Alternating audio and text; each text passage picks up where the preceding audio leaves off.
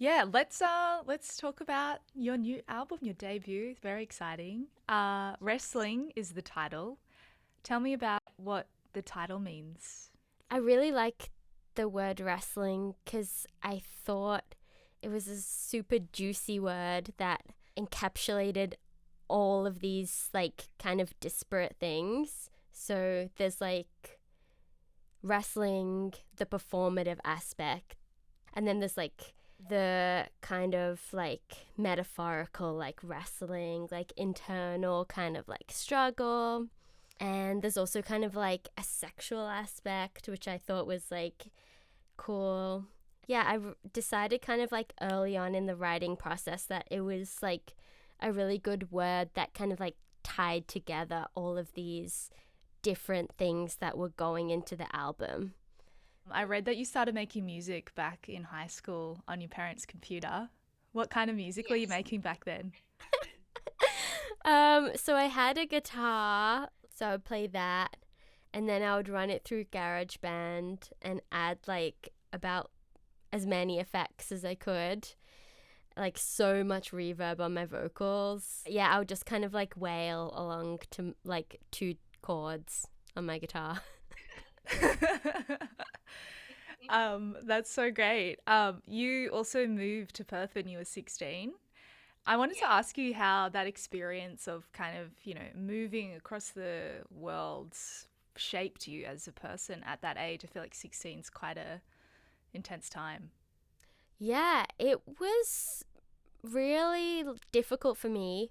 I guess I was just kind of like forming some core friendships in England and starting to go out and like party and stuff like that. And then I kind of had this like dark cloud of unknown. When I moved, I was super depressed, but I didn't really know what like depression was at the time.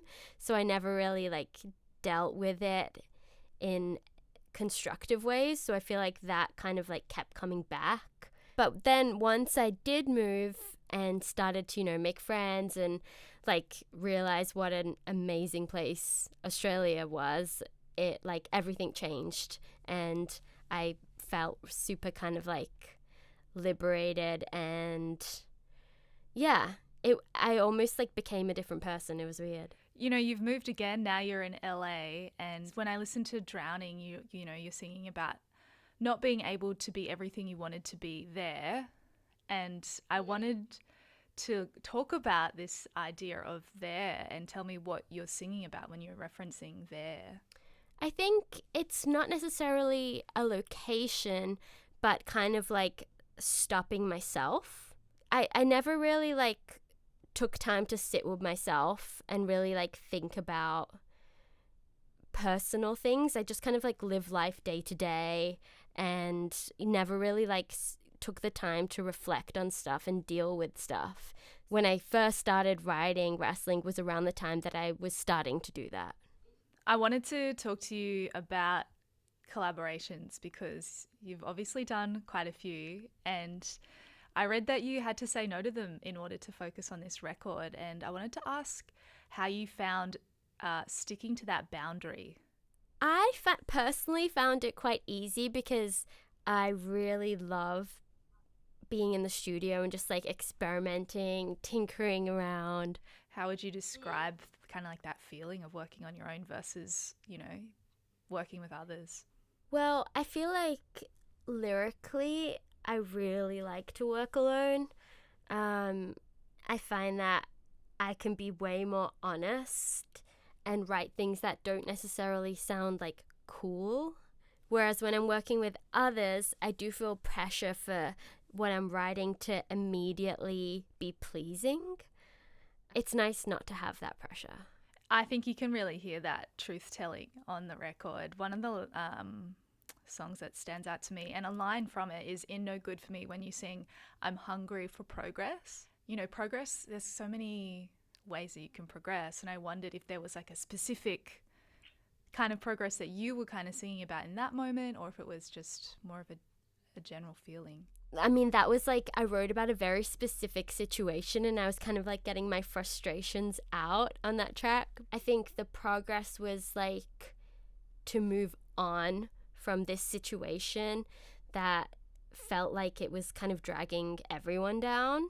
I feel like that your lyrics are simultaneously like very specific, or it seems like, you know, and you're describing the writing about these really specific times, yet they are still open and people can kind of put them on. It's like the sisterhood of the traveling pants, but in song form, you know? They kind of fit everyone in different ways. Yeah. Was that deliberate, or is it kind of a happy accident? I think it was definitely deliberate, because I was thinking about why I was making this music and like why was it important to me that I make an album that I kind of share with people. And to me, it was like, well, what are you giving them? Like, why are you releasing it? What's the point? Like, you could just experiment at home and write for yourself and you would still enjoy the process.